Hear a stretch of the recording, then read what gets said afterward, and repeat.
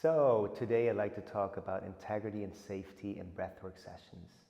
Because I get asked often about safety and how to facilitate a breathwork session. What is the right size or the right setting? Well, there's no clear answer for that, but it's most important to consider that it's your groundedness and your integrity as a facilitator that will make the difference, that will ensure the safety people are looking for. But like with everything that found its way into the mainstream, the pendulum can really quickly swing to a side that neglects these essential things. Because after all, it's just breathing, right? I say wrong, because breathwork means surrendering control and entrusting a very personal process to a facilitator. Generally, I would say to each their own, but in this context, take into account that we are meant to live in small communities and that our nervous system, despite the heart connections we can find in these massive events, is not laid out to do these like festival-like breathwork events. It may be okay for some, but we all know that there is trauma that a lot of people will bring into these sessions. So the idea of someone vulnerable entering a breathwork ceremony with hundreds of other people is just very irresponsible, because there's no way someone can ensure the safety of that particular person, no matter the experience of the facilitator. People can lose their shit in these sessions and be left confused afterwards, to say the least.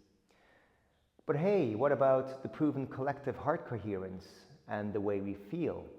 Let's say at a huge concert, that's what I hear a lot.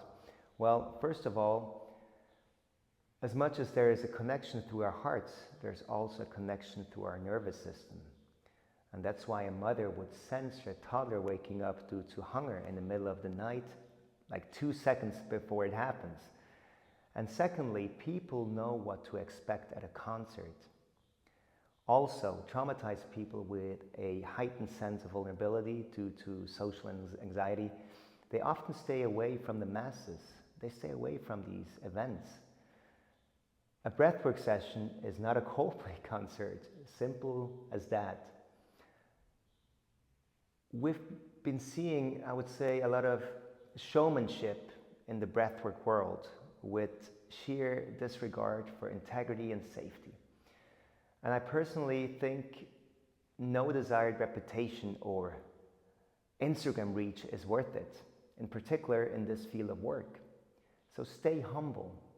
The last thing that is needed in breathwork sessions is filling a room with crazy light shows and selling it as more than the extraordinary. We see these mega events everywhere, and to me, it goes against the point of this type of work. It takes your senses to additional elements that further overwhelm the person and give them another loophole to not stay within. It's delivering a multi-sensory trip instead of bringing participants to the core of their being in a safe environment. Remember, the sages, the druids, the native tribes knew how to access spiritual realms with the basic incorporation of the natural elements through sacred songs, through the sacred umbilical cord that is the breath, all of it held by a trusted community. So when in doubt, always go back to the ancient ways. Always return to humility. In a nutshell, breathwork can be done in small or medium group settings, led in different ways, but without being treated as an overstimulating trip. Because even that may work for many. It could simply leave others damaged. You have to consider that. So if you are a facilitator, put integrity and safety first, no matter what.